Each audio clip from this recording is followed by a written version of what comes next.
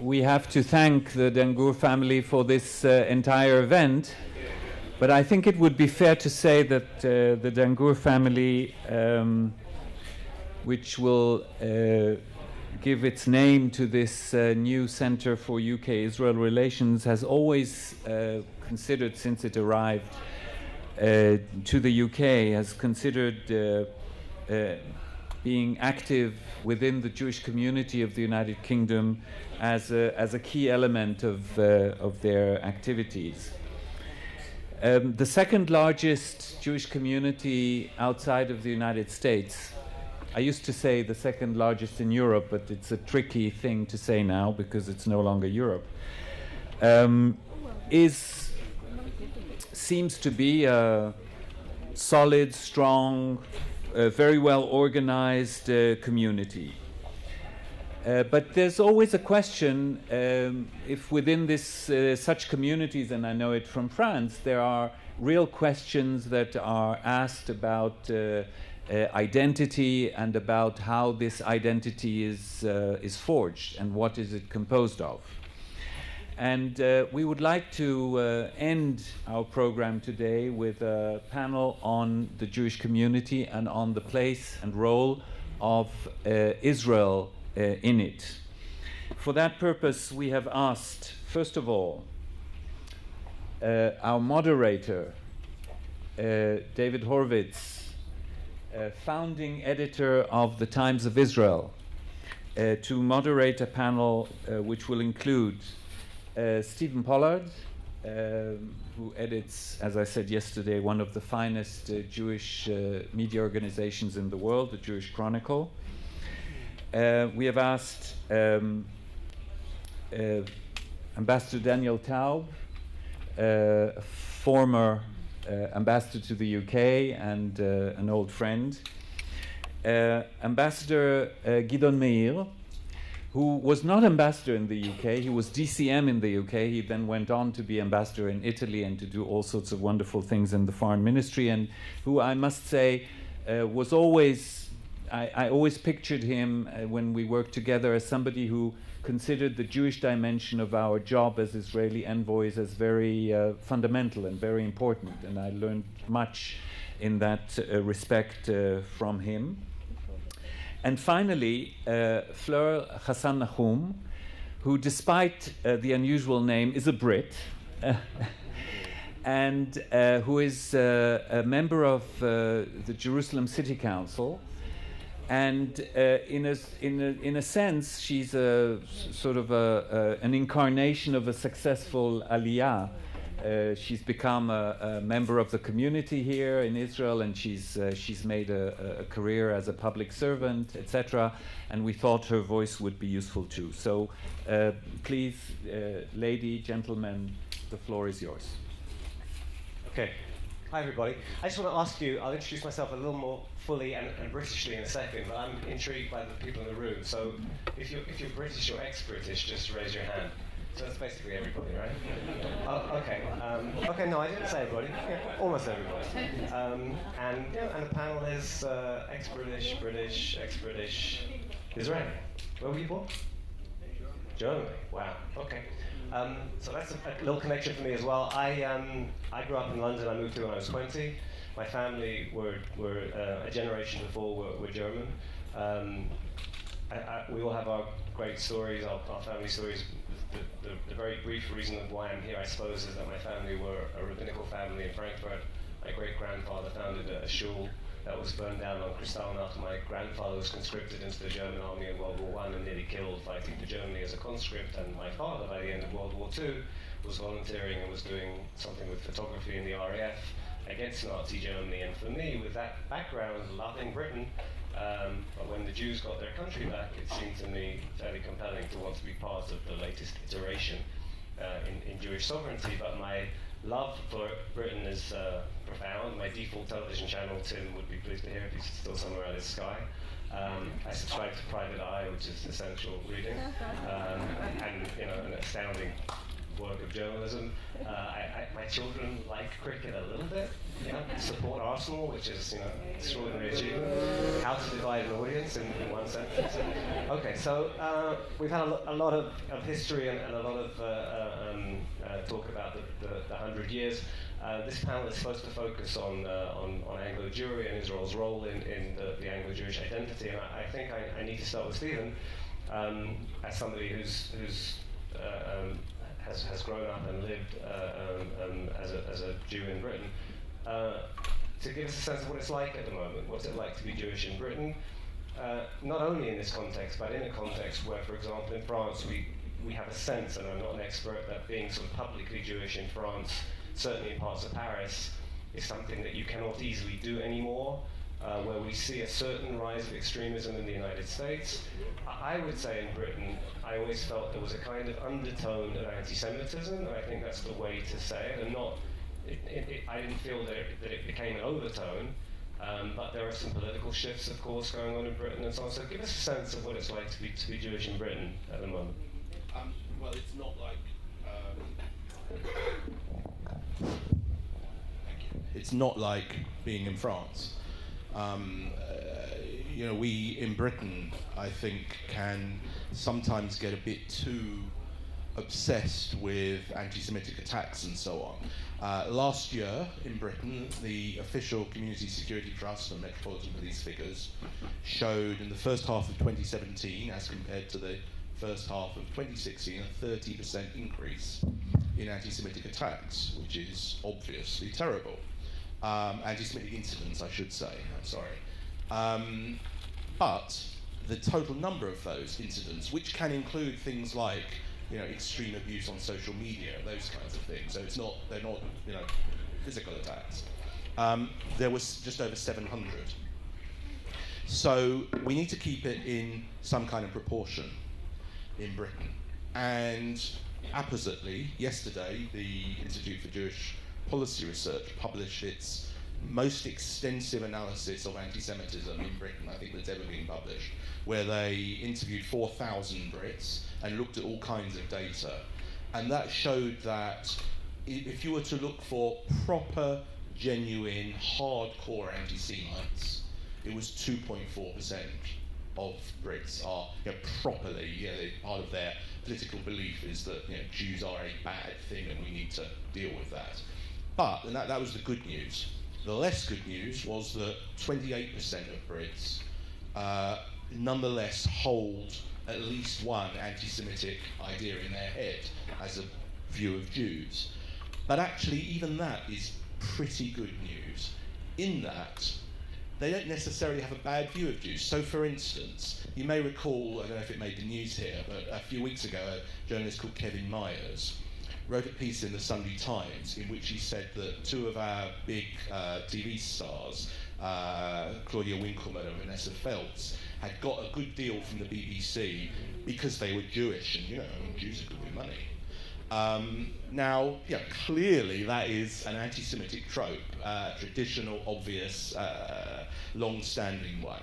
But he didn't mean, it would be absurd to say that Kevin Myers was anti-Semitic, because he was saying it in a way that he admired them. And Kevin Myers has been one of the sort of great defenders of Israel in the Irish press, for instance. So it would be absurd to call him an anti-Semite, and yet he clearly holds an anti-Semitic belief in his head.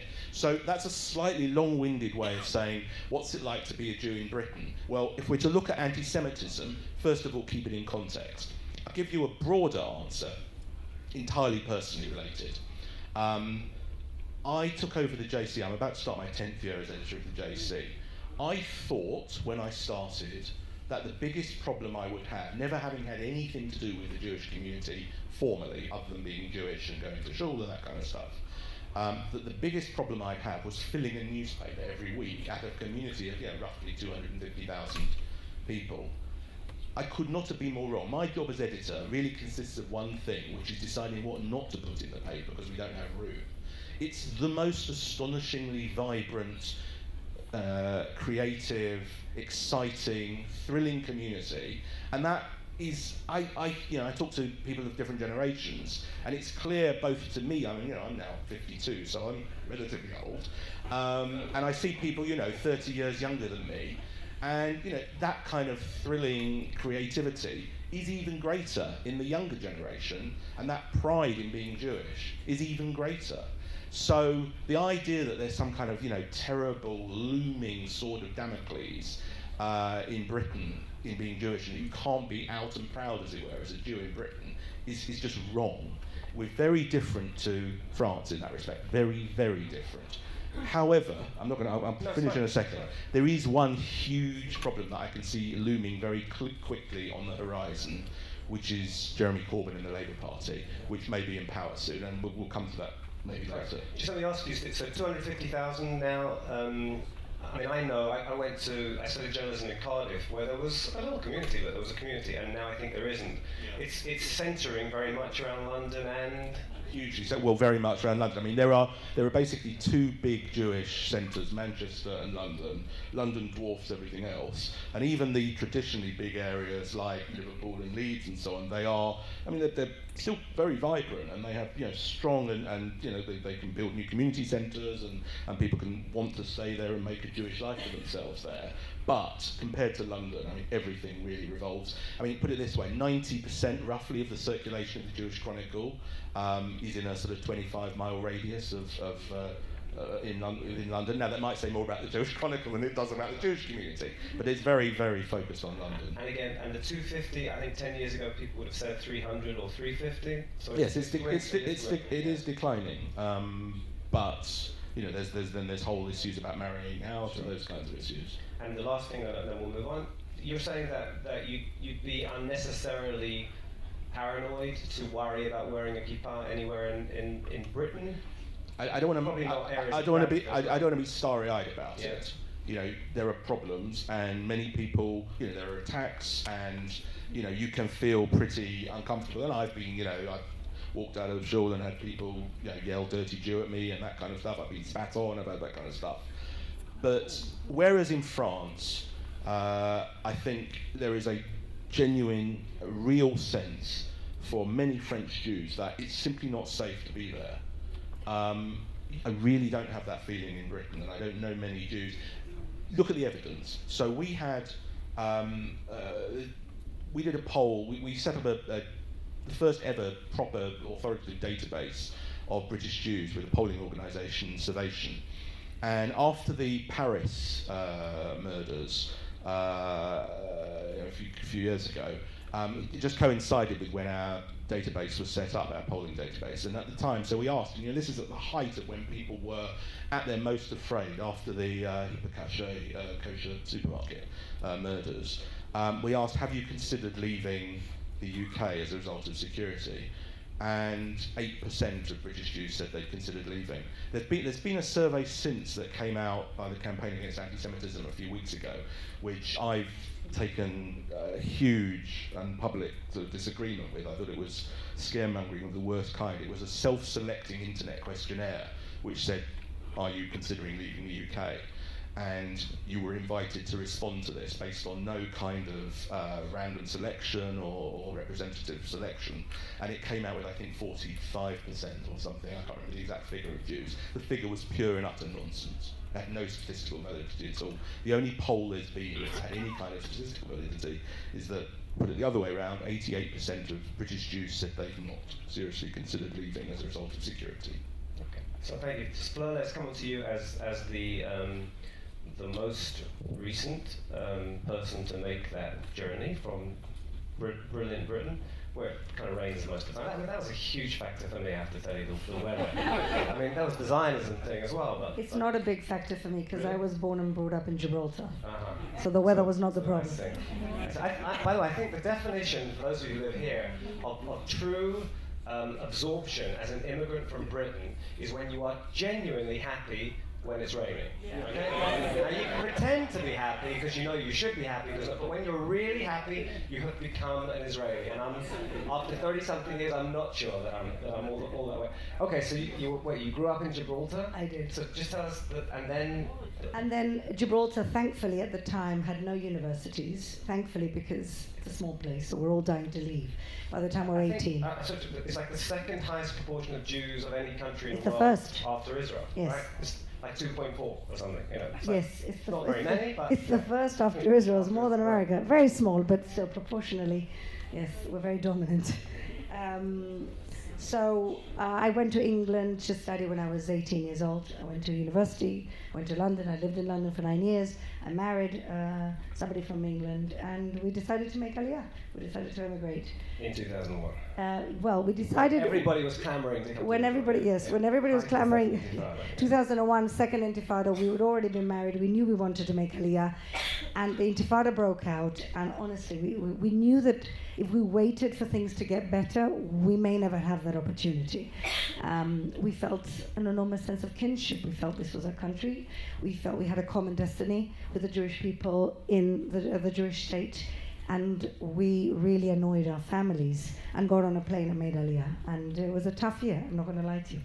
But annoyed your families because Because they were scared for our lives. We moved to Jerusalem in the middle of the second Intifada when buses were blowing up, restaurants were blowing up every week. Every week. But also because they thought, what is wrong with Britain, or simply because they were worried for you? No, I don't think look, once I left Gibraltar, it was like, I don't think there was an expectation I was coming back. For my husband, I think there was a real, what's wrong with England? You're both well established. I was a barrister, my husband's a dentist. Why leave? But we left for pure ideology. Yeah. Really. Okay. It still exists, pure ideology. I'm not sure if I have the same ideology today, but I'm trying. Okay, I'll push you on that a little later, maybe. So, Danny, you were the Alaskan until relatively recently. First of all, how many people are moving here? And what was your sense of interaction with the Jews? We'll come on to the specifics of Israel and that ideology, but your interaction with the Jewish community there and the connection to Israel? Hopefully Hello, great. Yeah. Okay, thank you. So I actually think that my attitude as Israel's ambassador to the Jewish community in the UK, in a strange way, was a mirror image of the Jewish community's attitude to Israel. And both of them actually happen to be the same as my attitude to my kids, which is that they give me the greatest joy and the greatest aggravation. And if you want to understand where the Jewish community is in relation to Israel, I think that's a good place to start. I think while Jewish identity is multifaceted, for many, maybe even most Jews in the UK, their moments of greatest feeling, power, pride that are connected to Jewishness are somehow connected to Israel. It could be one of their visits to Israel, it can be the cousin who became an officer in the army, it can be the Israeli winning a medal in the Olympics and so on. Those are moments of enormous pride. And yet at the same time, the moments of greatest discomfort also have to do with Israel. It's the professor that throws out the remark in class. It's the conversation at the water cooler that makes you feel embarrassed. And that's a complex identity issue. And I think it's because, unlike other aspects of Jewish identity, if you think of anti-Semitism, it's primarily from the outside in. If you think about Jewish identity and tikkun olam, it's from the inside out. Israel is a strange combination. There is an Israel within us that we dream about, and there is an Israel outside of us that is in the headlines. How do we build the bridge between those two Israels? It's a conflicting situation. And just to give one example of how this plays out. So during the last round of fighting in Gaza, Tzuk Eitan, I was in the UK, and there were demonstrations against Israel nearly every day. And I spoke to the leadership of the Jewish community, and I said to them, I think it's about time that we had a demonstration in favor of Israel. 70% of Israelis are within reach of missiles. And I was surprised at the degree of resistance. People won't come. Have you seen the pictures on the news every night? It's not exactly what we should be doing at the moment. Quietly, and so on. And this was a great disappointment to me. In the end, we had the demonstration, and it was a successful demonstration. But the thing that I How many people came there? we claimed 5,000. It was a little bit less.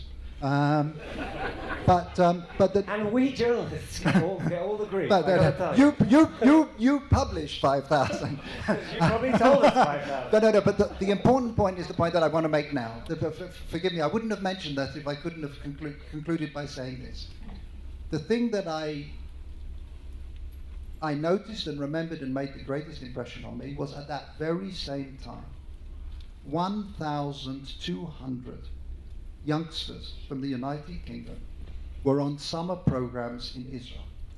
And the number of cancellations, even while missiles were flying, was virtually negligible, maybe 2 or 3. And it made me realize that you can't talk about a question that is simply, are you in or out? There is a deep, deep connection, there's a deep sense of standing by. 70% of British Jews have family in Israel, 90% have visited. I mean, it's very, very deep, but it's also conflicted, and that's something that we have to address. I just think there's so much that was interesting in what you said, and moving from Stephen's depiction of the Jewish community to you as the Israeli ambassador. First of all, as an Israeli ambassador, not the first time that somebody who grew up in Britain then came back as the ambassador, which is so complicated that it actually makes my head explode. People have a hard time understanding Israel, and then there's the Jewish ambassador who's from London, but now he's coming back to it. I mean, and I once discussed this with Yud Avner, who may have been the first to have come back, having made Aliyah. But you're talking, I mean, there's Stephen setting out a picture of the Jewish community as, broadly speaking, thriving and fairly secure, but pretty conflicted. I mean, you can find some better language here on Israel. A community that was reluctant to organize a demo because it was kind of probably worried about the wider climate and didn't know if people would come. You as an ambassador, as a Jew, life might have been great, but as the Israeli ambassador, I'm sure there were many, many times when it was a little difficult being the representative of Israel in the United Kingdom. So just elaborate on some of that a little. I have to say, I had very, very few difficulties from the Jewish community, and I was actually swamped with love and pride from them, actually, in a way that sometimes was embarrassing to me. And again, it's one of the things that's unique about being ambassador to the State of Israel, which is that the fact is you're not just ambassador for the country that exists, you're also ambassador for the country that doesn't exist, that's within people's heart. And I would find people, hardened businessmen, sitting down and speaking to me like I was the Western Wall, confessing themselves to me, because in a way, this is their way of touching Israel. And it was, so for me personally, it was difficult. When you walk into a school and you see people waving their flag, kids still today, more outside London than in London, actually, but for Israel and so on and so forth, and you realize it's not me. It's something that they are trying to touch. But it would be wrong for me to say that that's remaining constant. The fact is, I think that's something that needs to be nurtured. And I'm not sure we're nurturing it today. And particularly when you and I were growing up in the UK, the formative experiences, my first memory of Israel was being a very young kid in Menorah Primary School in Golders Green and singing along to a record of Nomi Shemer, singing Yerushalayim Shel Zahav in the Six-Day War. And that, by the way, is probably the last time Menorah Primary School played a record of a woman singing, actually. but Shall we stop a second? So how many people in this room went to Menorah? Yes, okay, there's a few. I think give them another, I think for a few years after, it would still have been okay. But the point, not anymore. Anyway, back to your... But the point that I'm making is, and a couple of years later, like me, you were probably in shul on Yom Kippur when you started hearing the news of the attacks. And you would have woken up one Sunday morning and heard the rescue at Entebbe. And those were your formative experiences. And now we are talking about a generation where the formative associations in relation to Israel are intifadas and flotillas. Kids know more about the Gaza flotilla than they know about the Exodus. if you mention the wall, instinctively they will think about the separation barrier before they think about the Western Wall. And in that environment, we need to think long and hard, what does it mean to nurture a sustainable, passionate, deep and meaningful relationship between the next generation of Jews in the UK and Israel. Okay, so we'll hopefully come back to some of that. I want to come to you now, Gidon, who, apart from being an envoy abroad, spent time as being responsible for the way we were perceived and dealing with hasbara, propaganda, tackling hostile media and so on. So tell us a little bit about your dealings and how Britain played into that. You also, am I right, you also served in Britain as a diplomat? When was that? I was DCM, 91 to 95. So, please. Okay, thank you. But before I start, David, I would like to put a little bit things into context. Part of my responsibility was the relationship between Israel and world Jewry. I did it twice, 95 to 98, and then again 2012 to 2014. So I have a way to look into various Jewish communities. I served in 4 Jewish communities: United States, Canada, UK, and Italy. And I can compare the relationship between Israel and the different Jewish communities. For an Israeli ambassador, for an Israeli diplomat, his first responsibility is the relationship, as Danny well described it, with the Jewish community. I will give you an example. When you arrive as an ambassador, you cannot act before you present your credentials to the head of state. But when we arrive in places where there are Jewish communities, the first thing I did when I arrived in Rome was to go and pay my respect to the chief rabbi. I did the same, by the way, in London when Jonathan Sachs was the chief rabbi. This is paying respect of an Israeli envoy to the Jewish community. It's an important relationship. It is a strategic relationship which Israel sees an importance in Jewish continuity, and I hope we will have time to discuss also the responsibility of Israel today, which is different from the years when I served in the UK, to Jewish education. Do we have to pay today for Jewish education in America, in Canada, in the UK, in Italy, and other places? Now, of course, the relationship between the Jewish community and Israel is a function of the ביטחון עצמי, of the self-confidence. I'm sorry, I don't have the accent of the 3 Brits here, so I was born in Israel, but my grandparents and my parents came all from Germany. And anyway, if there are Jerusalemites here, they might know the bookstore Ludwig Meyer, which is my grandfather, who established it in 1908. And we will talk a little bit about BDS later on, but he came from Shul in 1933, April 1st, 1933. He came from the big synagogue in Berlin to his home, and the bookstore was together, adjourned, and there was a sign, Juden raus, Jews don't buy. And this was actually the first BDS, the first boycott on Jews. So we will talk about also how the Jewish communities are dealing with BDS and United Kingdom Jewish community.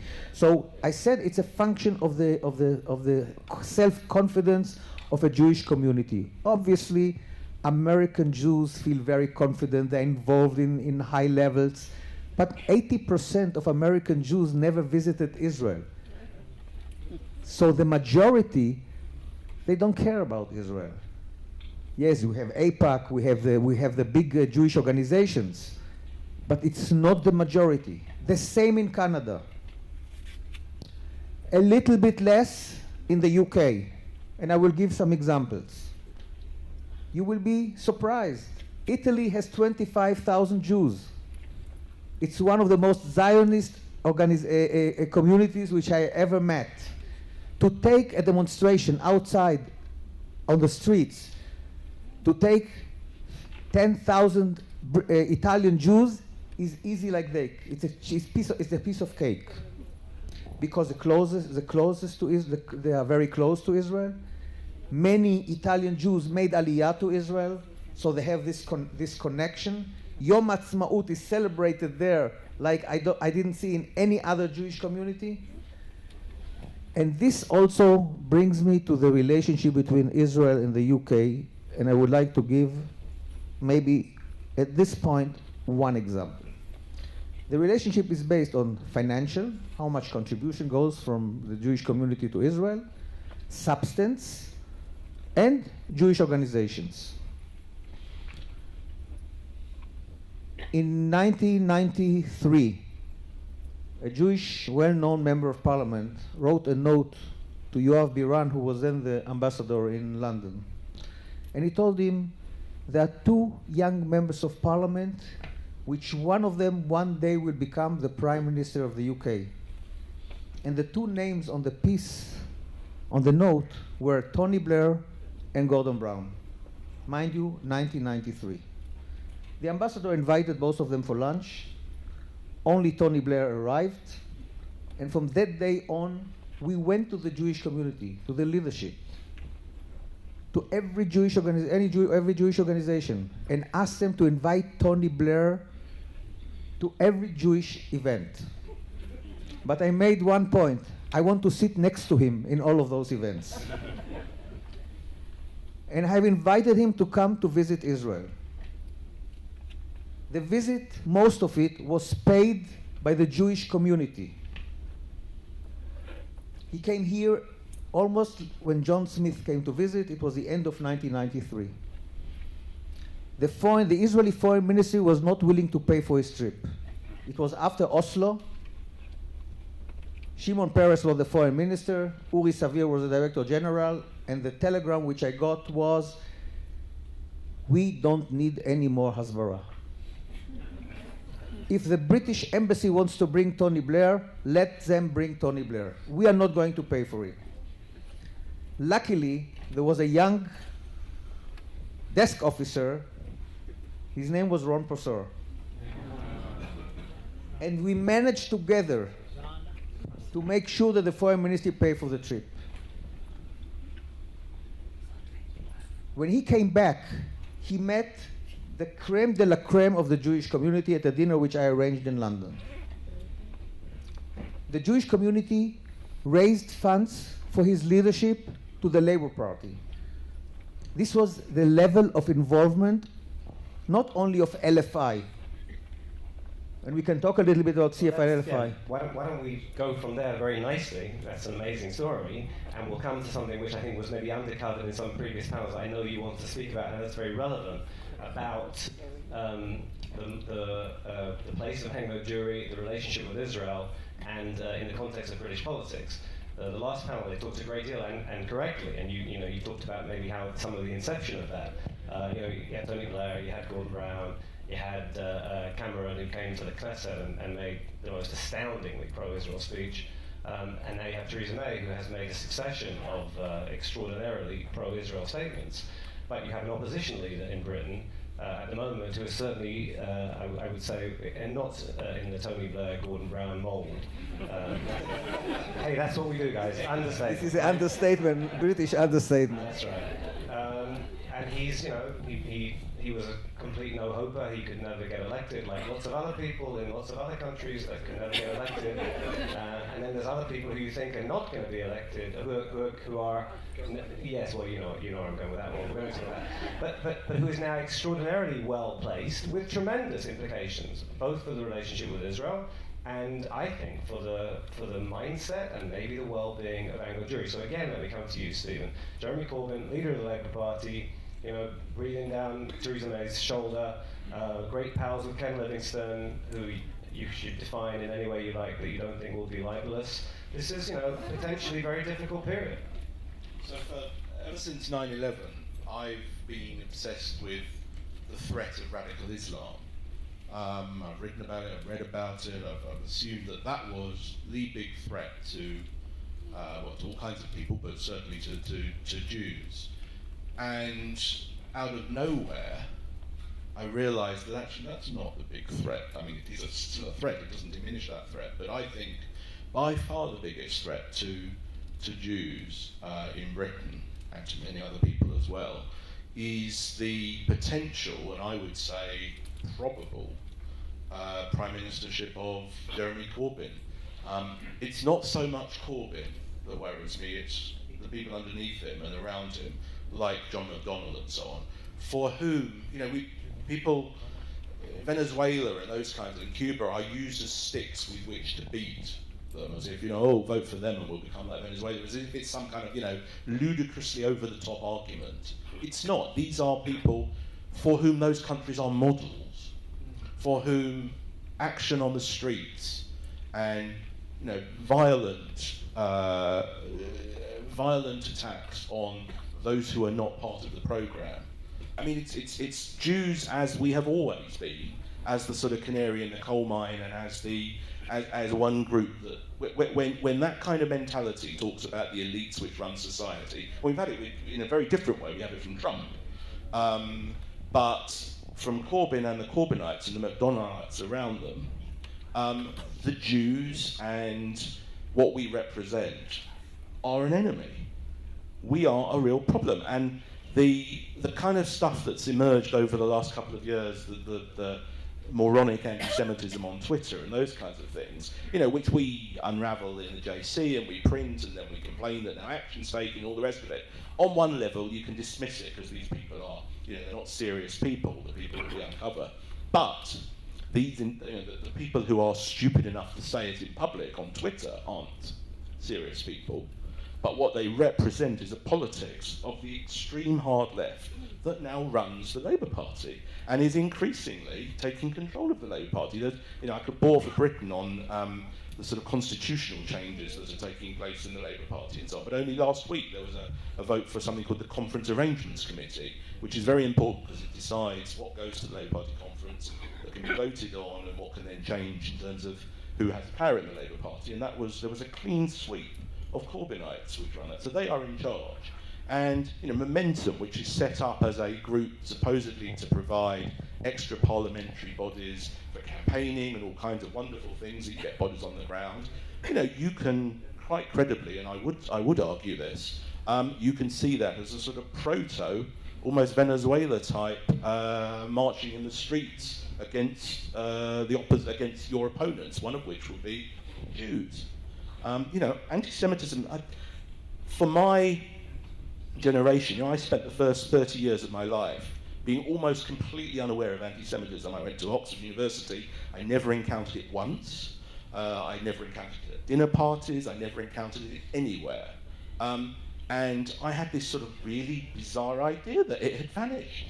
And that, my generation was much too intelligent to have fallen prey to these kinds of things. And I realised, what kind of arrogance was that? And it's out there, and it's been given its head in a way that no one could really have predicted, because no one predicted that Corbyn would win. And I really worry about that, as you can tell. I love the ball for Britain thing, by the way, in case anybody missed that. Just that was a lovely turn of phrase. So Daniel, did you have any interaction with Corbyn, with the Labour Party? No, first of all, I would like to take the opportunity to put on record that when I left Britain, it hadn't voted for Brexit. Corbyn wasn't the head of the Labour Party, and I simply don't know what Mark Regev has been doing since he arrived there. Mark, for the record, is doing an outstanding job. But I do want to say, I want to mention a challenge that Corbyn presents to traditional Israeli diplomacy. When I arrived in the UK, David Cameron was Prime Minister and was flying high.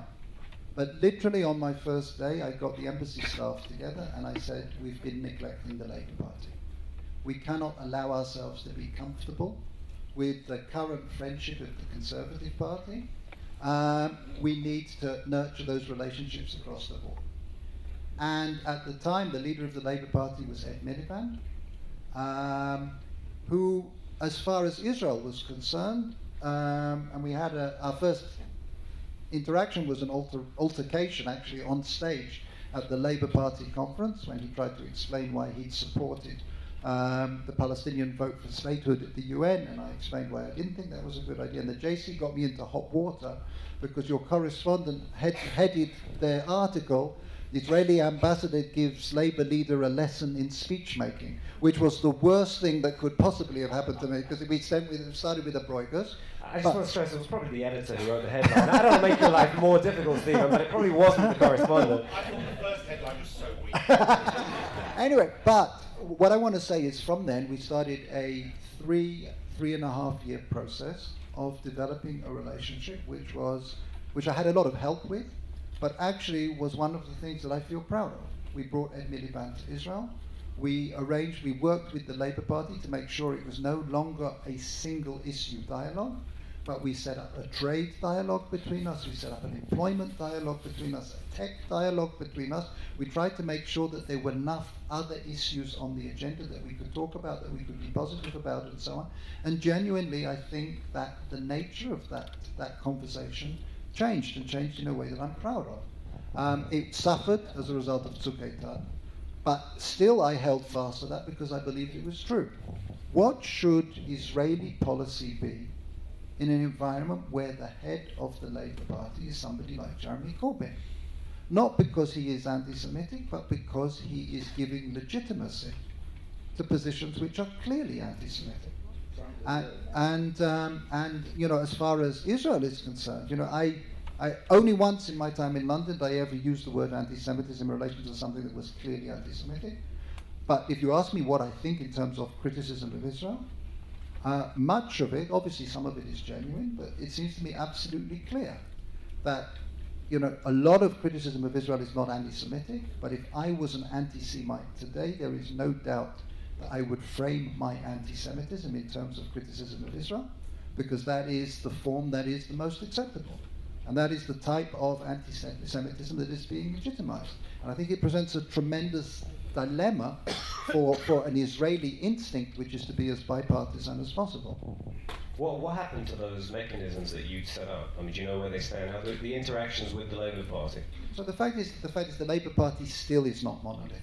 And the fact is there are still a number of... I met with a group of Labour politicians who came to Israel not that many months ago. It was quite a small group, but they were nuanced and they were empathetic, including the deputy leader. There are still people who are interested. There are still people... I mean, the fact that Israeli has tech that is potentially job creating in areas of low employment is something that speaks to a lot of Labour constituencies and so on and so forth. But the trajectory over the last year and a half, 2 years, has been marginalization of those voices. And the voices that have been rising are not voices that Jews or I think people that care about Israel feel that comfortable with. David, I have a lot of connections, largely thanks to BICOM, with a lot of city councillors from Labour in England. They come here, we receive them in city council, and I've been there and we meet with them. And I think the most tragic thing, first of all, this is a very strong infrastructure of Jewish local politicians, Zionists, and also non-Jewish Zionist local politicians. And everybody is really upset about the whole Corbyn movement, but everybody is kind of accepted it as a fact and accepted that it might take even 10 years to get rid of Corbyn. And they're going to be sitting there and wait patiently to see how this is going to transpire. I don't see a real sort of activism. It's almost that they've given up because the numbers are just against them, and they're finding ways to work around Corbyn and around the Corbynistas. And it's really tragic because these young people are passionate Zionists, they're passionate Labour, they're passionate about Britain, and I find it very, very disturbing meeting them and talking to them. And a lot of what we've been talking about the Corbyn movement in general, I saw the seeds of that at university. I was in university in England in '92. And it wasn't as bad as it is today in the campuses. And I think it's very, very clear. When you go into university, you're given a choice. You're either pro-human rights or you're pro-Israel. And there's no way that you can be both. And therefore, with that type of choice, a lot of, first of all, even Jewish students who are looking for a cause, who are vulnerable to new ideas, especially very compelling ideas that are backed up by the media, we're losing people every day. I'm not just talking about sort of the general British public. We're losing also Jewish students who are finding it much more compelling to side with the sort of radical lefty organizations in campus who've always been in campus, because students are always looking for that fight. But now this is sort of going on into their mid-20s and late 20s because it's fashionable, because like you say, Daniel, it's the one way to be anti-Semitism, which is actually quite acceptable. It's quite acceptable in intelligent communities. So that's very disturbing. I don't know what it is that we have to do to counterbalance this terrible situation in the campuses. I don't think Israel's done enough. I don't think Israel has sent our message. I don't think we have one message. I know that we have two ex-ambassadors here. But as somebody who's been sitting on the side, trying to deal with Hasbara, sitting very frustrated to see that the foreign ministry says something, and another minister says something else, and the prime minister's office says something else, I want to take blame as Israel for the fact that we don't have one clear message, and we're leaving it to well-meaning organizations that we see in the room to do our job for us. I don't think that's right. I think we have to take control. We have to put the egos aside of the different ministries and the different politicians, sit across a table and say, okay, what's our strategy? Where are we going, and what are we going to do about this? Okay. There's rarely been an event that I've spoken at, attended in this kind of context where people don't say, oh, we're so terrible at Hasbara, why don't we have...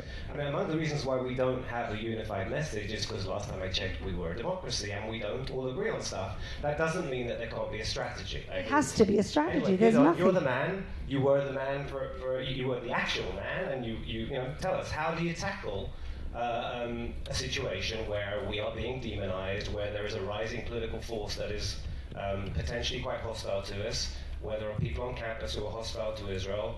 Answer the critics. So first, in 2 minutes, without me interrupting too much. First of all, we need to have a policy. We don't have a policy. We need to have one foreign ministry. We don't have one foreign ministry. We have 6 foreign ministries. The situation today is that there is a foreign ministry, which 106 embassies and consulates around the world, almost zero budget, and then you have a Ministry for Strategic Affairs, which has no embassies, but has all the budget. Now, the two ministries don't talk to each other. So how can you make a good policy of Hasbara? Now, I know from my previous years that Prime Minister Netanyahu does not believe in Hasbara. He believes that he's doing the best Hasbara by appearing on television. He believes in himself. He's saying it. He doesn't want to invest money in Hasbara. Now, Hasbara is also a function of what David said. We have problems now with our democracy here. We are being seen by many democracies as going through, I call it, Puttization, Erdoganization, and urbanization. Urbanization, not from the word of renewal of cities, but from urban. We are going through a process which is difficult also to many Jews around the world, especially the liberal community in America. So how can we expect the young students to go to campuses to fight for Israel if they don't believe in the policies of the government of Israel? It's a big difficulty today. The same with BDS. I have to say one word about BDS, David. BDS is not such a bad, or it's not as such bad to Israel. Economically, it's a big failure. The biggest success is on the campuses, especially in Europe, less in America, but also in America.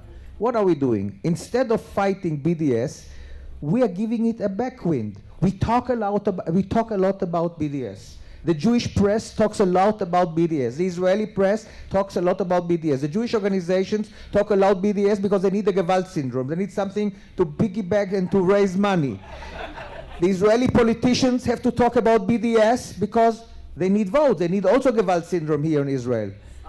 So instead of putting all those efforts in really talking so much about BDS, we can do a little bit more by investing in Jewish education, to tell the youngsters in the United Kingdom, in America, in other Jewish communities, what Israel is all about.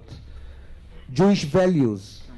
I participated in LA with Frank Luntz in a survey of 22 years old. And he asked them, what is a cement? What is your Jewish cement? What makes you Jewish? The common answer in America is the Holocaust. It's not our heritage. So I think it's time now for Israel to contribute to Jewish education, and then to do all the organizational effort really to have one policy on Hasbara. Thank you.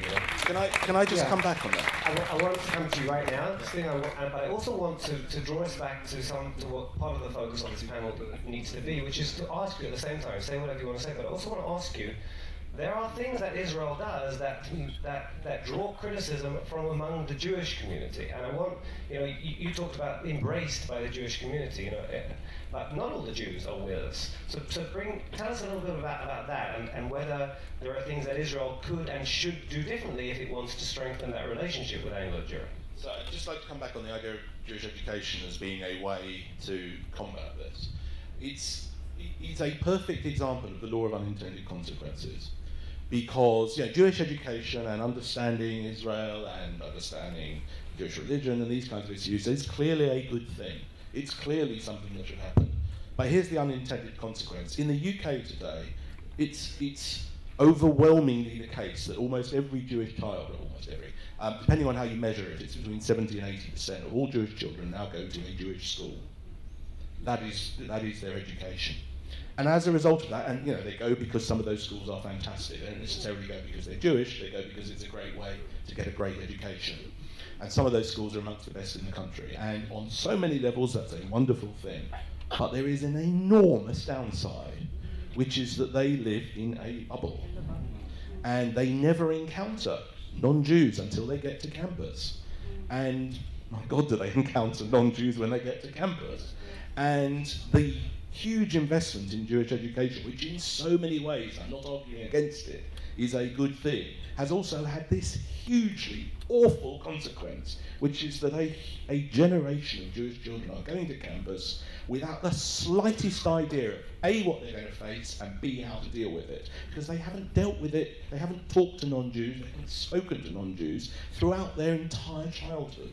Correct me if I'm wrong, they're also now Anglo-Jewry is going to fewer and fewer universities partly because of that, right? They don't go to many universities anymore because it's just so awful. There's 8 universities which have a very strong Jewish, in fact we've got a piece in the JC last week from a Jewish student who went to Durham University and she didn't meet another Jew in her entire 3 years there. There obviously were some others there, but she didn't meet any. On the basis that they weren't, they are concentrated in that thing.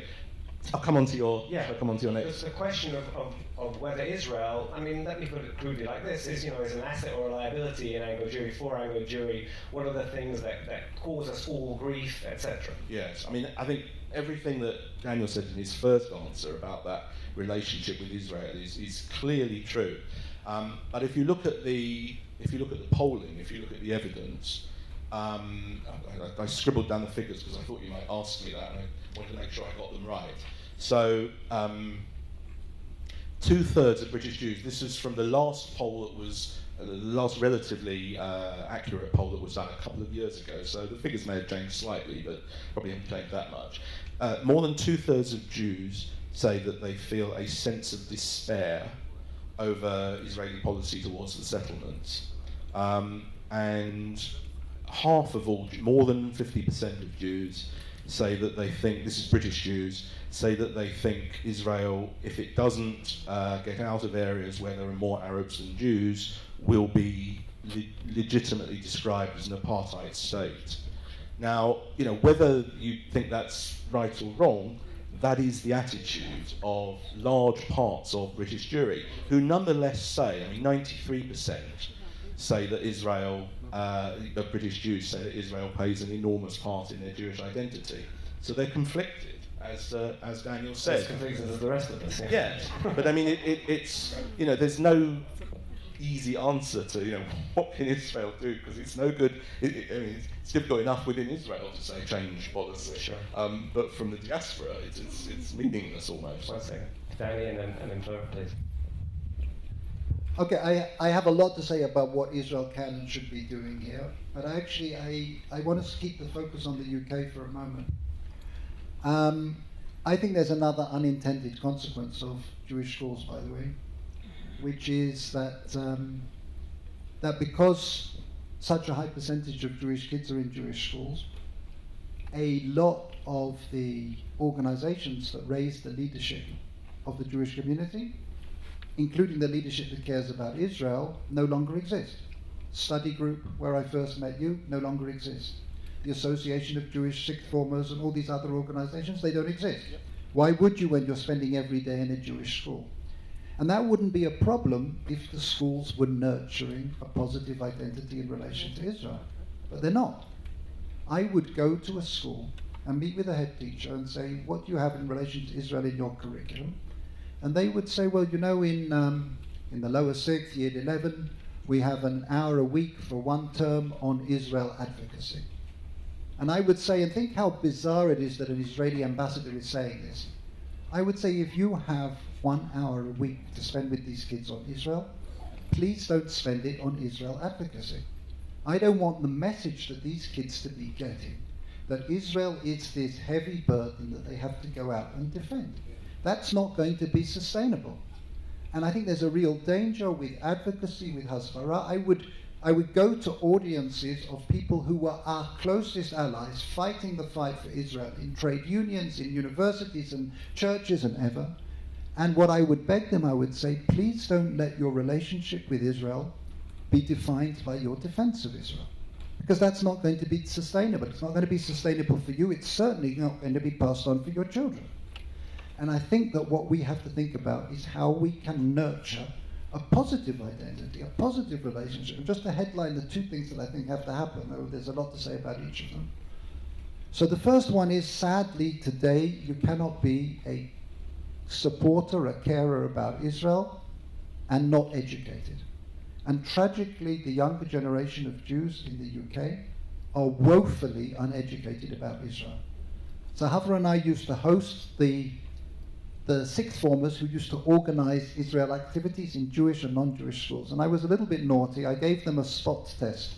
I said, before we start the evening, I just want you to fill in this questionnaire without a name. You know, who was the first prime minister of Israel? What mountain is the city of Haifa located on? And so on. Just basic knowledge. And these are kids who, some of them had been to Israel every year since they were infants, Herzli or Anatolia. What mountain is Haifa located on? The organizers of Israel activity, Mount Sinai, Masada, and so on. And I can't blame them. Where would they know this from? But you cannot send a kid like that off to any university campus in that state of vulnerability. We need an approach that's aspirational, that recognizes as a priority, that allows kids to leave school speaking some Hebrew, which no kids going to a Jewish school do. And the second thing, if I can just headline it, is that we need to nurture passions for Israel. That, you know, we've moved from broadcasting to narrowcasting. We need to build those bridges between young kids and the things they care about and Israel. Because if they don't have that, you know, I would say to kids, I don't want you to be defense attorneys for Israel. I want you to be character witnesses for Israel. And you're not going to have that unless you have something that is positive, that is inspiring to you, and actually will last for the future. I couldn't agree more. I couldn't agree more, and I want to add another element. I think it's time that we be honest with the way that we do Asbara, the way that we educate our children into Israel. And I think that we kind of misjudge or underestimate how people can capture nuance. And can people capture that this conflict is a complicated thing, is completely nuanced. I look at Jerusalem as the shop window of the best and the worst of Israel, and how that is then reflected onto their diaspora. And I think that we have to have honest conversations with young people, apart from our history, which most of them don't know, and it's a shame. And I've got to say myself, I wasn't taught much about modern Israel history. I taught myself because nobody was there to teach me, and I went to a Jewish school. And so I agree with every word you're saying, but again, why do we underestimate people and give them two totally different messages? Either, oh look, we're the home of the cherry tomato, how wonderful we are, we're the startup nation, which has been proven 5%, only works 5% in positive image of Israel. Or the other side, we're right, they're wrong. It's not like that. This is not what's working, or we have to start changing that disc because it's just not working. Let's show people. Let's bring them here. Let's ignite their passion. But let's show them in with the difficult situation that we find ourselves in. Let's take them to the West Bank and say, okay, this is what happened. This is our history. What choice do we have? What would you do? Because these are the tools that they have to go into university with. Here, for example, in Jerusalem, we're just in charge of a program. Yes, we have a border crossing in Kalandia, where Palestinians come in during the month of Ramadan every Friday to pray to the Al-Aqsa. Every Friday they come for 4 weeks, Friday of Ramadan. What did the Ministry of Transport do a couple of years ago? They started providing buses from the Kalandia crossing to the Temple Mount. So when people come and say that somehow we are hurting freedom of religion, we have a ministry that is paying and facilitating, actively facilitating freedom of religion. That's the nuance. Yes, they're behind a checkpoint. Yes, we have the West Bank. Yes, we're occupying the West Bank because we were attacked from the West Bank, because we're defending ourselves. It's that nuanced reality. We're underestimating people's ability to capture what's really going on here. So I would add that to what you're saying, Daniel. Gidon, you have a specific recommendation as well. I think the best hasbara will be to bring as many Tony Blairs as possible to Israel. The more we bring future influentials to Israel, and this is something which can be in cooperation with the Jewish communities. The UK community, they did it in the past. David Lewis, Zichrono Livracha, was very active in it with CFI. I think this is something... Michael does it all the time. But I'm talking about big numbers to like birthright, to bring them over here and to see with their own eyes what Israel is all about. And yet you said, Danny, that 90% of Anglo-Jews have been to Israel? Is that what you said? 70%, 90%? One of you? I think the figures that I looked before I came here at the recent JPR surveys. Yeah. 90% have visited Israel. 80% Israel is either 82% either central or important to their identity. 70% have a relative in Israel, and so on and so on. And yet, all the complications that we've talked about. Listen, we're out of time. I want to say a couple of things to just wind up. First of all, this was a pretty freewheeling conversation. We covered a lot of ground. I think it's really bleak in terms of if you're right and Jeremy Corbyn comes to power. Sounds very bleak for the Jews. Sounds very bleak for the relationship with Israel. I mean, I run a website that gives Israel warts and all, because I believe that the more you understand this country with all of its nuances, the more you empathize. But I'll put it like this: I hope you're right about a continuing willingness for nuance. I see societies moving to the extremes, polarizing, resisting inconveniently contradictory opinions and so on. I'm not optimistic about people in the developed world's capacity for nuance. I think we're going downhill, but I'd like to hope that you're right. And I want to cling to the most optimistic part of this conversation with Steve at the very beginning about the current well-being of Anglo Jewry. So let's have that little optimistic current mindset in our mind and hope that we can hold things together and maybe improve them. Thank you to Daniel and to Stephen and to Fleur and to Gidon and to all of you. Thank you very much. Thank you. Thank you very much. And this concludes the intellectual program of from Balfour.